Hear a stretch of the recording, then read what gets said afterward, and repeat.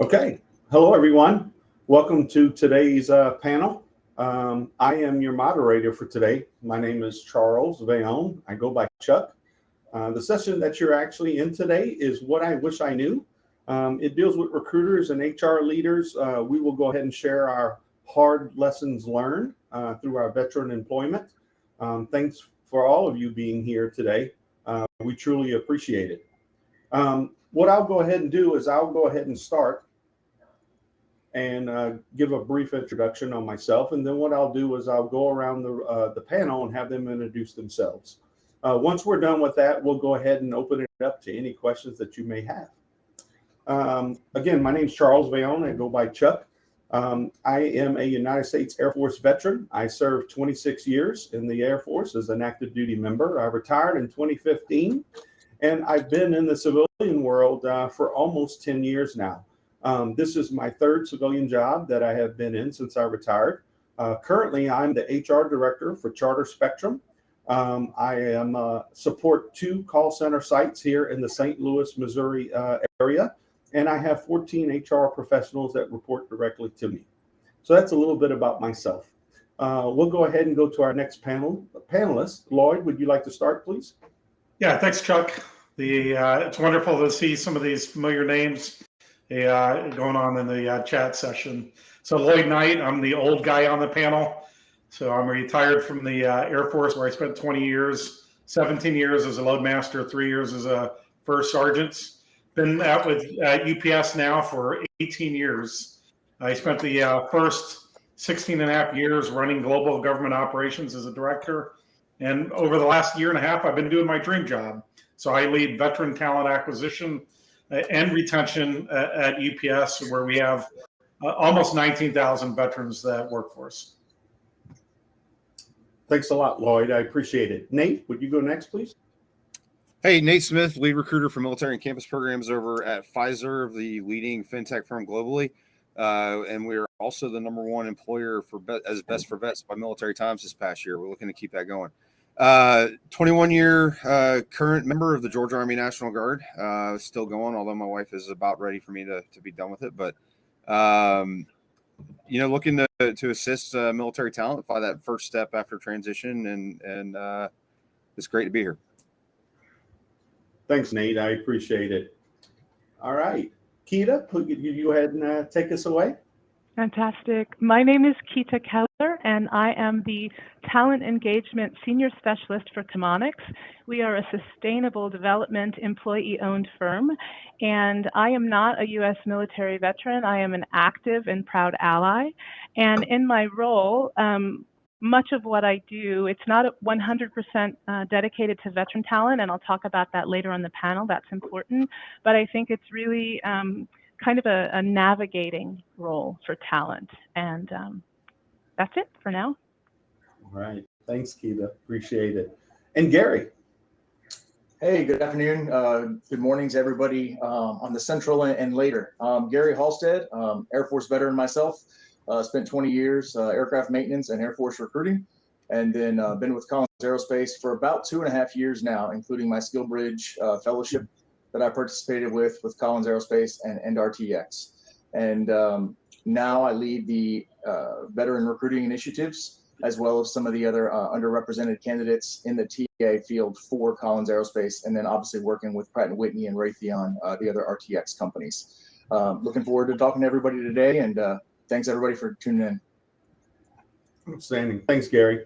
So our forum today, I'm going to go ahead and kick it off and give just a kind of a little summary of what we're going to be speaking about today. I already see there are going to be a couple of questions that's popping up, and I promise we'll get to them here in a second. So all of you are joining again. What I wish I knew. On this panel, we're a majority of veterans. However, I think we have a great individual that's a part of us, that's an ally, that's able to speak not only from a veteran perspective, but from her position in working with veterans, and then also not only in her company, but bringing in veteran talent into her organization. So I think all of you are in for a treat today to hear some different perspectives from a wide variety of views.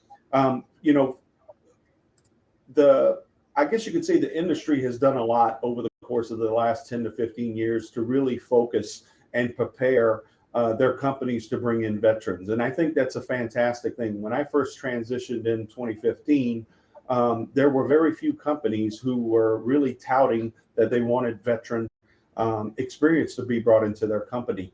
As we're canvassing that, and how I kind of viewed it when I first joined my first company, while they were really looking for veterans, they really didn't have a background, or they really didn't have an in-depth knowledge of what veterans truly brought to the table.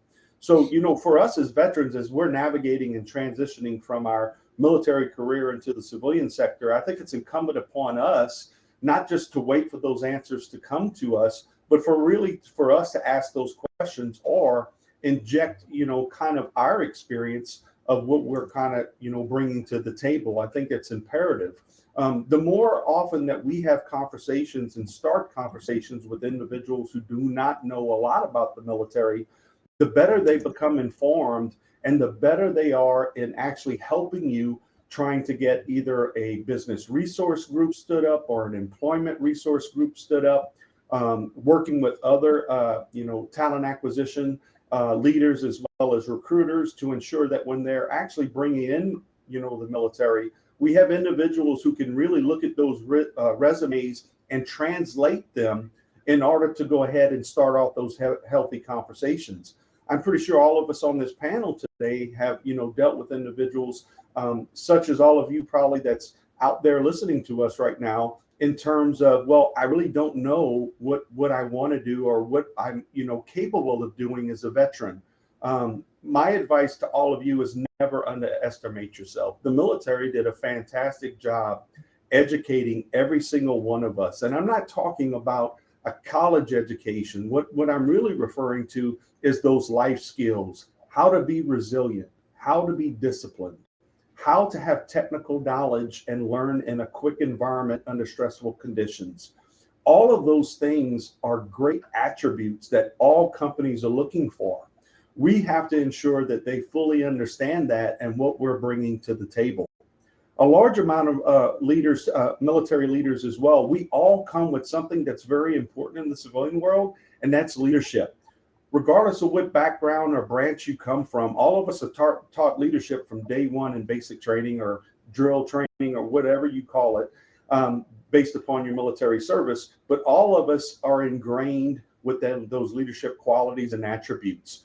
And that is really needed in the civilian sector in order to drive not only their business initiatives, but also to meet their customers' expectations. So that's a little bit what I wanted to kind of bring to the table. We're going to be talking a lot more about other different experiences that all of us have actually went through here on this panel. But what I would like to do is go ahead and start with our first question. So I noticed here a little bit earlier, we had Mike Adams. So Mike asked, could you please speak to the difference between military-friendly companies and military-ready companies? So which one of our panelists would like to take that on? Yeah, I can jump at it. So yes. So the first thing is military-friendly is actually an organization that will under military friendly. So you have the general term military friendly, and then you have an organization that names you as military friendly and wants some of your marketing dollars in order to market that term. So and I'll put it bluntly, like I really do. Military friendly is you guys like the military, right? Simple. You support the military. It's cool. My definition of military ready is your organization is looking to hire and retain veterans, not because it's the right thing and the patriotic thing to do, but they fully understand that veterans give them a competitive advantage. And so you're going out and you're actively hunting for a veteran workforce, and not only to bring them in, like I forget which one of you said, at the right levels, but once you get them in and develop them and promote them, to me, that's my definition of military ready. I'd like to jump in if I may. Sure. Chuck. So one of the things I was thinking about today was that Chemonics has a commitment, right, to attracting, engaging, hiring, retaining veteran talent. And I think it was, I guess, last year or the year before, we actually participated in Vets Index, but it was to see how we could do better. We didn't imagine, right, that, the stage where we were, we would even be recognized, and we were. And from that first year, we moved from being recognized to a 3-star employer, which was amazing for us. But I think that for us, the readiness, you have to stay ready, right? You have to keep working at being ready. And so, one of the things that I've learned is that as long as the commitment is there, the work doesn't end. You have to keep trying new things and figuring out for your specific organization how you can be more of a collaborator with veteran talent and help to showcase the specific skills and experience and how that aligns with the business needs in the organization. Okay. Nate, you had something you would like to add to that? Yeah, and I was just going to add, like, when it comes to military ready, having the programs in place that build that value into the firm, right, from the eye of the associate. So Pfizer, who I represent, has some great programs for currently serving guardsmen and reservists that I think are industry leading. They take care of those soldiers and airmen and Marine reservists, sailors that are in the reserves when they get called active duty, right? The firm makes sure that they're there for them and their families. They make sure that there's a support system on the transition side. We work with our hiring managers to make sure that they understand what military talent brings to the table, how to translate a resume, how to translate an MOS or a skill into what that service member can provide to the business. So we have those programs ready. I think a firm that has programs like that is more military ready than they are just friendly, if that makes sense. Outstanding. Gary, anything you'd like to add to that, or?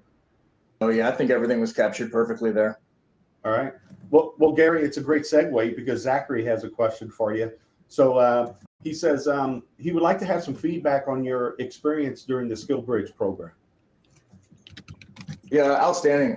And so, one of the great things about, my SkillBridge was I came into an organization. Collins Aerospace is one of the business units of the former Raytheon Technologies, now RTX. And Raytheon Missiles and Defense had a very, very, robust SkillBridge program. So I actually came in through them and then was hired on full time. I broke down a lot of barriers. Collins Aerospace didn't have a SkillBridge program. They realized that, that was an emerging area of the talent that we wanted to tackle. And that was one of my objectives while I was on the SkillBridge program. And so I really had the opportunity and the challenge to identify, what I wanted to build. So it was more of a non-traditional SkillBridge, but the purpose of any SkillBridge training program or fellowship is to get you employed. The number one purpose of the program is to make sure that you are employed, at the end of your fellowship or very soon after, and you are highly employable. And so obviously that worked out for me. That's my number one objectives at Collins Aerospace for any of our fellows. We don't just want to bring you in and get that free labor. There's so many, examples of program. Anybody that a business brings in, it should have the intent on training them to be highly hireable by their business or one of the competing businesses. And that's one of the challenges that we have, and we've been very, very successful at. But what I would tell anybody looking for a SkillBridge program is to ask that program manager, the recruiter, hey, what is the retention rate? And do you have any examples, or do you have anybody that I could reach out and speak to? Because in a fellowship at my company and a fellowship at somebody else's business, I can't tell you everything in there. You need to talk to somebody that's actually done a fellowship at that business. That's some great advice, Gary. I really appreciate that. I would like to add a little something on that too. Here at Charter Spectrum, we utilize Hiring Our Heroes quite often with the SkillBridge program. I could tell you, since we've been running this program since my tenure here, which is almost 5 years, you as veterans, if you're considering to navigate through that program, what I would also do in relation to also what Gary stated is that ask them, what is the end result? Right? At the end of my 90 days, do you have a role for me? The role that you're actually training me in, is there a vacant role for me to fit into? Because it's not automatic that they're going to have a vacant role for you guys when you're done. So asking that question is great because you know exactly what you're going into, especially if you're looking to go in and see if you're a good fit for that company. by the end of your time there, if they have that role, then you have some very good options. So that's one thing I kind of like to leave you guys with as you transition through that program if you're interested in it. Going back to our chat here, we have another question here.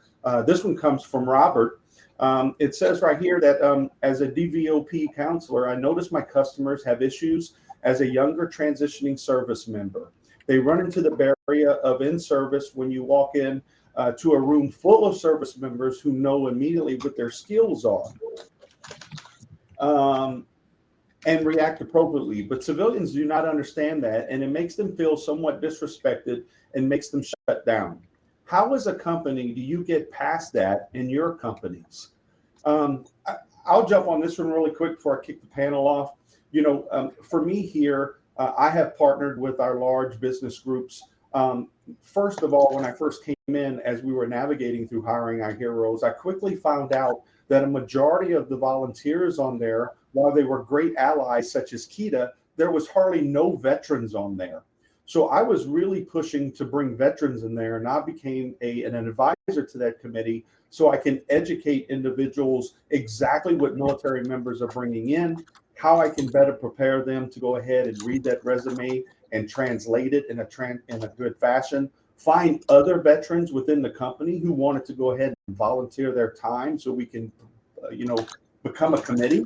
So we can go ahead and train these individuals so we can go ahead and make them feel that the company is truly invested in them by answering the right questions, right?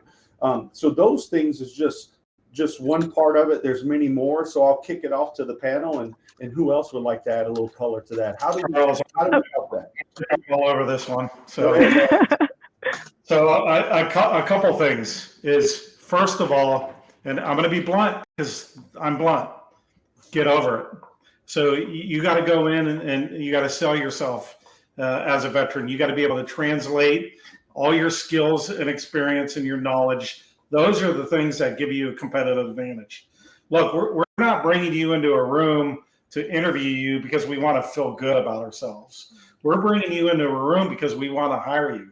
This is your opportunity to completely go in and sell all your skills and experience. But you got to be able to translate it and do it with confidence.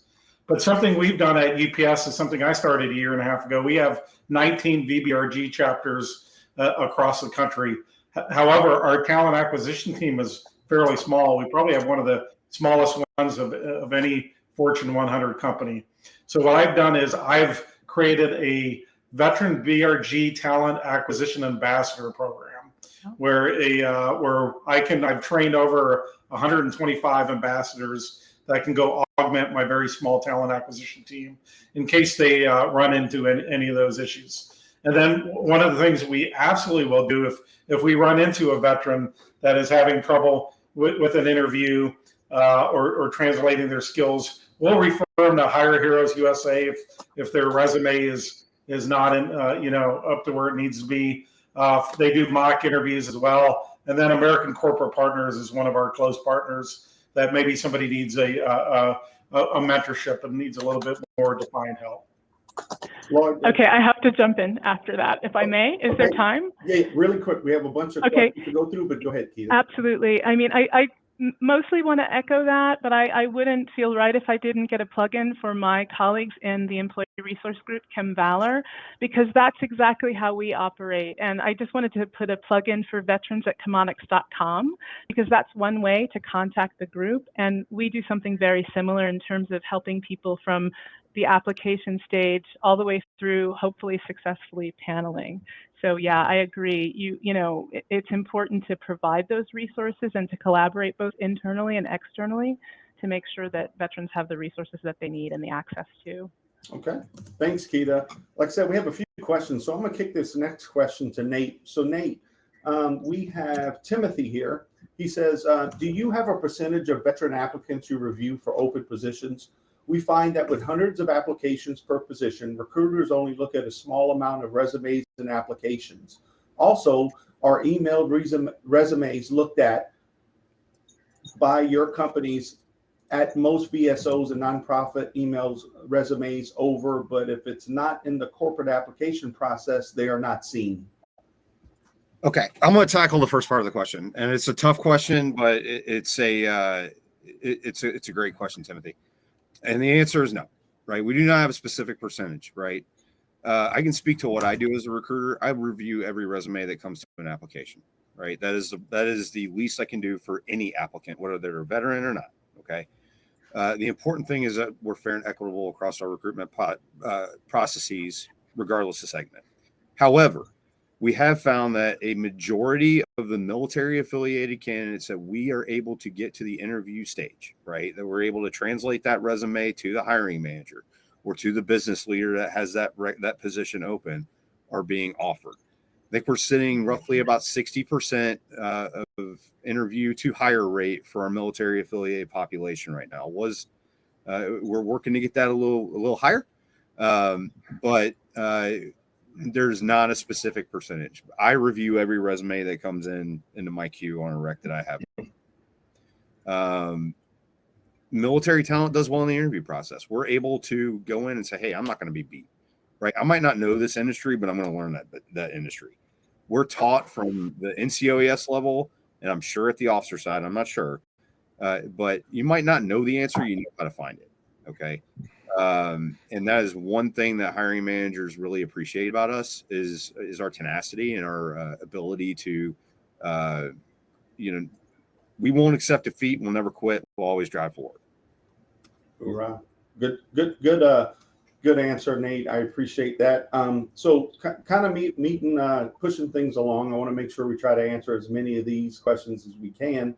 Our next one comes from James. So James says, for each of the panelists, please briefly share your single biggest win when it comes to the hard-won lesson with an HR leader or hiring manager. So James, we won't go through each panelist. What I'll do is try to keep it fair to give everyone some speaking time. So for this question, I think I'm going to kick it to Gary. Gary, would you mind taking this one on? What's your single biggest win when it comes to a hard-won lesson with an HR leader or a hiring manager?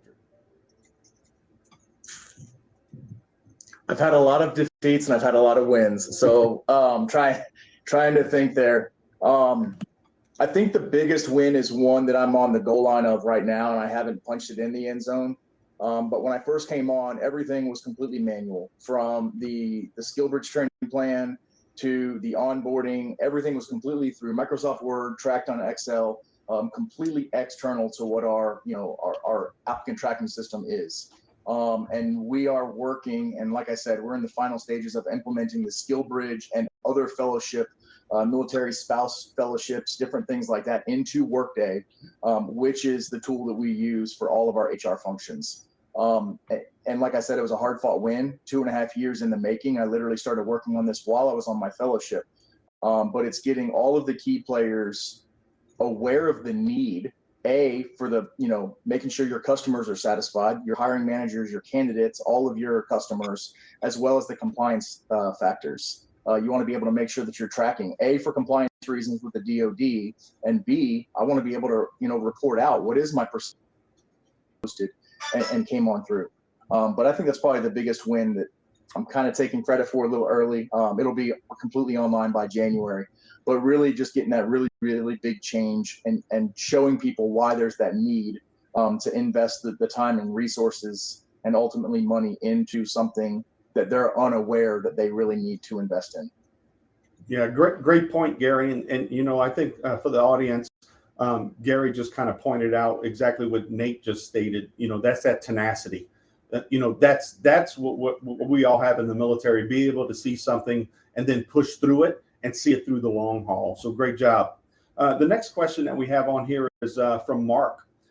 Mark is asking, as a military-friendly company, not official, a second here, sorry about that, without specific programs in place to support, we would like to better target veterans for our open position. What is the best way to do that?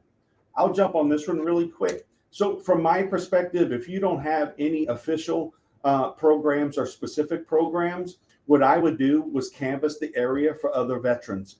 I can tell you one of the biggest and strongest opportunities out there for veterans is our network. Hence, what I would encourage the panelists as I'm talking right now, please go ahead and put your LinkedIn profile in the chat so that these individuals have a way to contact you if they have more questions.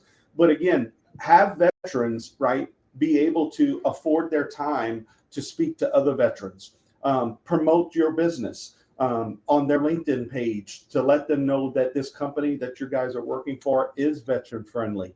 And then most importantly, when veterans reach out to those veterans who are in the business, is taking those resumes and having conversations to kind of figure out where that individual might best be placed and then navigate them to a recruiter. It's really good old fashioned networking and kind of figuring out who are your allies and who are not. So I know that's a very simplistic approach, but without having any specific programs, it's really networking is going to get you there. Okay, moving right along, I'm going to kick this one to Lloyd. So our next question comes from, looks like Romy. So what are your thoughts on transitioning service members having the transferable skills, but not the years of experience as per the job description? I think you really nailed that earlier, Charles. I mean, you very specifically addressed that. You go in and sell what you have, and that's leadership, that's management. I look at myself. As a 20-year Air Force veteran, look at the formal leadership training that I did. The NCO Prep School, NCO Academy, Senior NCO Academy, First Sergeant's Academy. In the Air Force, that's right out of John Maxwell, right? We're teaching how to write point position papers and give speeches so at UPS we used to have in-person leadership academies, and all the in-person ones went away during the downturn of the economy in 2009. So I look at all the like really the leadership experience I have, and then the formal education when it comes to leadership and management. And I can tell you, I was way above my peers. So you go in there and sell what you have, and then you try to address the gaps that you don't have. And sometimes that's going back to school. And unfortunately, sometimes it's taking a more junior position and getting that experience and closing those gaps. Outstanding. So go ahead, Dan. Thing to that, and it's something that my boss, he's watching this chat, and he pinged me a few minutes ago. But you got to apply, right? That's all you got to do. You're going to see on the job description, I need 5 years of X, or I need 10 years of X, whatever the case may be.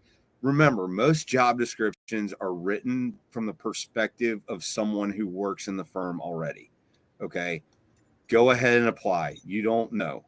Get in touch with the recruiter. Follow up with an email or a LinkedIn request. Sell your skill set. We're good. It might be uncomfortable to do that just to reach out to somebody, but we're natural at being good at being uncomfortable. Okay. We do that in the field when we're sleeping in a pup tent, right? So you're just kind of taking that skill and translating it to this skill. You got to apply. Take your shot. Good job, Nate. I think to the point is that, for veterans transitioning, I don't know about all of you guys, but for me, transitioning was the hardest part, especially as I finally found my company that, first company I wanted to work for. I was ready. I felt rather confident, but within those first few months, it was extremely difficult for me in transitioning, right? Quickly recognizing that everyone around me wasn't like me, versus 2 or 3 months ago when everyone who was around me was just like me. We all had the same mission, vision, goals. Transitioning from military members is probably one of the most emotional and stressful things you're going to be going through. While all of you are probably worried a little bit about, do I have the skills? Do I have the education? Do I have XYZ? I promise you have that. The key to that, and I think you heard it from all our panelists today, is really figuring out how to have that conversation with your hiring manager or that recruiter who you're speaking to, and be genuine, right? We as military members are often taught to be somewhat have humility within our character. I think humility needs to go out the window when you're trying to find a position within a company. It's your time to sell them on exactly what you could bring to the company. And it's okay to have questions regarding that, right? I remember my first interview that I sat down for my first company. As they're asking me these tons of questions, what I asked them is that, what experience do you have with veterans, right? Are you ready to understand that when I come in and have these questions, how are you going to take that? Are you going to look at me and like, I don't know the answers to everything? Are you going to look at this as this is a transition for me as well as a transition for you? So how can we work together to ensure that we meet the expectations of the overall business? Again, having those frank and very direct conversations, because then it creates that fear of the unknown. It puts it to the side. And I think that's important. What are you guys' thoughts here on the panel? Anything on that? I agree. Yeah, Spot on. I can't completely add anything. agree. Yeah. Nailed it. Let's see if we have any questions. Let's see. I get right here. So Kevin asked, I get a lot of your military candidate is overqualified. How do you deal with that? Yeah, I threw that. I threw that in the chat. So the biggest one is, and this is not only veterans think this is only a veteran issue. Honestly, this is all over the map. You get this from seasoned candidates. You get this from basically everybody, but somebody who's very junior. You absolutely have to tailor both of your resume for the position you're applying for. I get a lot of civilian candidates. They're coming in for a supervisor position and they have CEO on their resume. So and then the content, right? So if your content on the interview is highlighting that you're making it a specific point to address how overqualified you are, they're going to come up with you're overqualified for the position. So you're going to have to go in and tailor your content, and then you're also going to have to sell it that you want to be there in that position and you're hungry for that job. And it's okay. Yeah. It's okay for a service member to say, hey, I need to take a couple steps back to move forward in a different sector, right? They might be, I talked to a full bird colonel not too long ago that was looking to transition to us, and he was commanding a Marine regiment. To me, that's a C-suite level job, right? But he understands this is a whole nother segment. This is a whole nother sector. Okay. I might need to take a few steps back to move forward. And that's understandable as well. If you sell that argument, I think you're good. And I want to really quickly echo that. And in terms of being overqualified, one of the ways we discuss that is you're not overqualified for that role, right? And you have this really large skill and experience set you can bring to that role. But what we like to see is exactly what you just shared, that people are open to learning and want to learn. And then people end up, when you move into a position like that, because of the level of your qualifications, you move up really quickly to kind of level off to where you would expect to be. Yeah, good point. So it looks like we have about 4 minutes left. What I would like to do to make sure that we capture everyone is that panelists, I'd like to go around, and if you can give me just a quick 30-second, 1 minute, provide some tips to the individuals on the phone call today that leave them with a good, positive note that there's good things out there. So Lloyd, would you start us off? Yeah, quickly, I want to answer Kim's question about getting into the hiring manager. So we call that getting by the gatekeepers. And how you get by the gatekeepers is you have to tailor that resume, and you have to showcase that you have 100% of the required skills, knowledge, education, and experience. And then that you have a majority of the desired skills, knowledge, education, and experience. For the job seekers, we want to hire you. We absolutely want to hire you. We love veterans. You give us a competitive advantage. This is hard work, transitioning, and nobody ever said it's going to be easy. You got to go find the resources that are out there to help you, and find companies that value you. They're out there. Thanks, Lloyd. Nate, would you go ahead and provide us some insight? Yeah, I can't express enough the importance of networking. That is how you find your position. It's not through looking at Indeed.com or LinkedIn.com. I mean, that could get you a good starting point to see who has open roles. But it's reaching out to the folks that are in the firm, that are in the position, introducing yourself, maybe inviting them out to a cup of coffee. I get a lot of resumes sent to me from folks in the firm like, hey, this guy just invited me to a cup of coffee or sent me a message that was insightful. Do you mind giving him a look-see? Give him or her a look-see, excuse me. It works. So you find most positions through the people that you know, and just go out and network. Thanks, Nate. Gary? Yeah, absolutely. Networking. So not only for the candidates, but for the HR people, trying to establish your program. It's okay to network and talk about, hey, company, hey, what are you doing? So one of the things that I did with our Workday enhancements was I reached out and talked to somebody at Verizon. They've got a great military program over there. Why reinvent the wheel? Even Lockheed Martin. Yeah, we compete for talent, but at the end of the day, we're rising seas, bring up all the ships. And so, I've worked with mentors over at the Lockheed Martin. I've worked with Boeing. I work with all of these different companies. Hey, what are you doing and what are you successful at? And how can we replicate that? Because when the entire industry gets better at hiring veterans, everybody wins. And then the other thing that I would definitely, plug the ERGs, the resource groups. I'm the ops chair for RTX Vets, which is all of our veterans. Engage. If your HR department is not engaged with the ERGs, you're definitely cutting yourself off. You want to network with them and see how, what are we doing good in our business? What could we be doing better? I guarantee you your ERG will give you advice. Thanks, Gary. Keita? Yeah, I would say to explore our careers page, get to know what opportunities we have available, and reach out to us directly. We're here. We want that. And we do our own outreach in the community at different events. But any questions, we want to hear them. We want to have them. We're here for that. Thanks, Keita. All right, so it looks like we have about 30 seconds left. I'll leave everyone with this. Here's something that's important in two ways, right? Don't forget where you came from. I know a lot of you have heard that term before, but I use it in two ways, right? So in the military, right, you have the skills. You need to know that the confidence that you have in where you are in your military career is going to go ahead and transition quite well in the civilian community. And then secondly, when you land that job as a veteran within that company, don't forget your brothers and sisters. Be an advocate for them.